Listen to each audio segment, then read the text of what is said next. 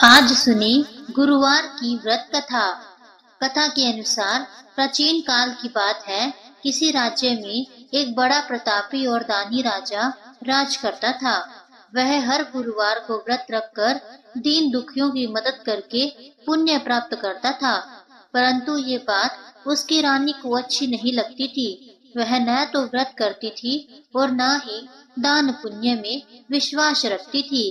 इतना ही नहीं, वह राजा को भी ऐसा करने से मना करती थी। एक समय की बात है, राजा शिकार खेलने के लिए वन को गए थे। घर पर रानी और दासी अकेली थी। उसी समय गुरु बृहस्पति देव साधु का रूप धारण कर राजा के दरवाजे पर भिक्षा मांगने आए। साधु ने जब रानी से भिक्षा मांगी तो वह कहने लगी, हे साधु महाराज, मैं इस दान और पुण्य से तंग आ गई हूँ।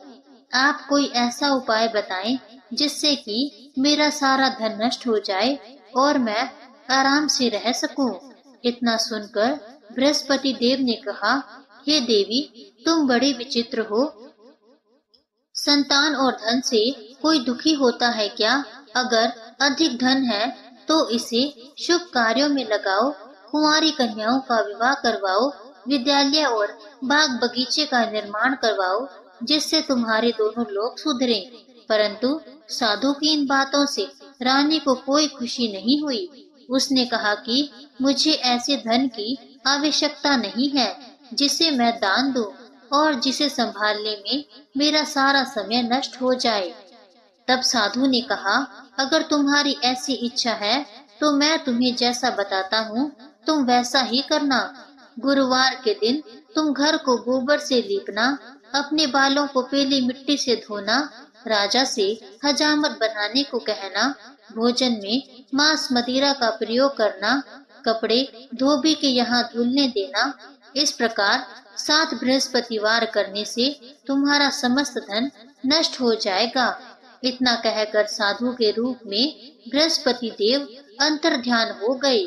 साधु के अनुसार कही बातों को पूरा करते हुए रानी को केवल 3 बृहस्पतिवार ही बीते थे कि उसकी समस्त धन संपत्ति नष्ट हो गई। भोजन के लिए राजा का परिवार तरसने लगा। तब एक दिन राजा ने रानी से बोला कि हे रानी, तुम यहीं रहो, मैं दूसरे देश को जाता हूँ, क्योंकि यहाँ पर सभी लोग मुझे जानते हैं, इसलिए मैं कोई छोटा कार्य नहीं कर सकता। ऐसा कहकर राजा दूसरे देश चला गया। वहाँ वह जंगल से लकड़ी काट कर लाता और शहर में बेचता। इस तरह वह अपना जीवन व्यतीत करने लगा। इधर राजा के प्रदेश जाते ही रानी और दासी दुखी रहने लगी। एक बार जब रानी और दासी को 7 दिन तक बिना भोजन के रहना पड़ा तो रानी ने अपनी दासी से कहा, हे दासी, पास ही के नगर में मेरी बहन रहती है, वह बड़े धनवान है, तू उसके पास जा और कुछ ले आ ताकि थोड़ी बहुत गुजर बसर हो जाए। दासी रानी की बहन के पास जाती है। उस दिन गुरुवार था और रानी की बहन उस समय बृहस्पतिवार व्रत की कथा सुन रही थी। दासी ने रानी की बहन को अपनी रानी का संदेश दिया, लेकिन रानी की बड़ी बहन ने कोई उत्तर नहीं दिया। जब दासी को रानी की बहन से कोई उत्तर नहीं मिला तो वह बहुत दुखी हुई और उसे क्रोध भी आया। दासी ने वापस आकर रानी को सारी बात बता दी। ये सुनकर रानी ने अपने भाग्य को कोसा। उधर रानी की बहन ने सोचा कि मेरी बहन की दासी आई थी, परंतु मैं उससे नहीं बोली, इससे वह बहुत दुखी हुई होगी। कथा सुनकर और पूजा समाप्त करके वह अपनी बहन के घर आई और कहने लगी, हे बहन, मैं बृहस्पतिवार का व्रत कर रही थी, तुम्हारी दासी मेरे घर आई थी, परंतु जब तक कथा होती है तब तक ना तो उठते हैं और ना ही बोलते हैं, इसलिए मैं नहीं बोली। बताओ दासी क्यों गई थी? रानी बोली, बहन, तुमसे क्या छिपाऊं, हमारे घर में खाने तक को अनाज नहीं है। ऐसा कहते कहते रानी की आंखें भर आई। उसने दासी समेत पिछले 7 दिनों से भूखा रहने की पूरी बात अपनी बहन को बता दी। रानी की बहन बोली, देखो बहन, भगवान बृहस्पति देव सबकी मनोकामना को पूर्ण करते हैं। देखो शायद तुम्हारे घर में अनाज रखा हो। पहले तो रानी को विश्वास नहीं हुआ, पर बहन के आग्रह करने पर उसने अपनी दासी को अंदर भेजा तो उसे सचमुच अनाज से भरा एक घड़ा मिल गया। यह देखकर रानी को बड़ी हैरानी हुई। दासी रानी से कहने लगी, हे रानी, जब हमको भोजन नहीं मिलता तो हम व्रत ही तो करते हैं, इसलिए क्यों ना इनसे व्रत और कथा की विधि पूछ ली जाए ताकि हम भी व्रत कर सकें।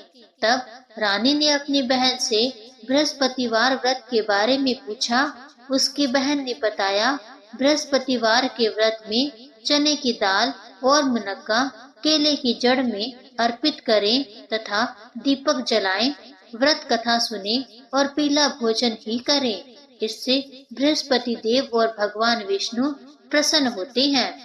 व्रत और पूजा की विधि बताकर रानी की बहन अपने घर को लौट गई। 7 दिन के बाद जब गुरुवार आया तो रानी और दासी ने व्रत रखा। वह गुड़साल में जाकर चना और गुड़ लेकर आई, फिर उससे केले की जड़ तथा विष्णु भगवान की पूजा की। अब पीला भोजन की चिंता को लेकर दोनों बहुत दुखी हुई। क्योंकि उन्होंने व्रत रखा था, इसलिए बृहस्पति देव उनसे प्रसन्न थे। वह एक साधारण व्यक्ति का रूप धारण कर 2 थालों में सुंदर पीला भोजन दासी को दे गए थे। भोजन पाकर दासी प्रसन्न हुई और फिर रानी के साथ मिलकर भोजन ग्रहण किया। उसके बाद वह सभी गुरुवार को व्रत और पूजा करने लगी। बृहस्पति देव की कृपा से उनके पास फिर से धन संपत्ति आ गई, परंतु रानी फिर से पहले की तरह आलस्य करने लगी। तब दासी बोली, देखो रानी, तुम पहले भी इस प्रकार आलस्य करती थी। तुम्हें धन रखने में कष्ट होता था, इस कारण सभी धन नष्ट हो गया था। और अब जब देव बृहस्पति की कृपा से धन मिला है तो तुम्हें फिर से आलस्य होने लगा है। रानी को समझाते हुए दासी कहती है कि बड़ी मुसीबतों के बाद हमने ये धन पाया है, इसलिए हमें दान पुण्य करना चाहिए, भूखों को भोजन कराना चाहिए और धन को शुभ कार्यों में खर्च करना चाहिए। इससे तुम्हारे कुल का यश बढ़ेगा, स्वर्ग की प्राप्ति होगी और पितृ भी प्रसन्न होंगे। दासी की बात मानकर रानी अपना धन शुभ कार्यों में खर्च करने लगी। इससे पूरे नगर में उसका यश बढ़ने लगा। बृहस्पतिवार व्रत कथा के साथ श्रद्धा के साथ आरती की जानी चाहिए। इसके बाद प्रसाद बांटकर उसे ग्रहण भी करना चाहिए। इसी के साथ बृहस्पति देव की कथा समाप्त होती है। अगर आपको आज की यह कथा पसंद आई हो तो इस वीडियो को लाइक करें, सबके साथ में शेयर जरूर कीजिएगा। धन्यवाद।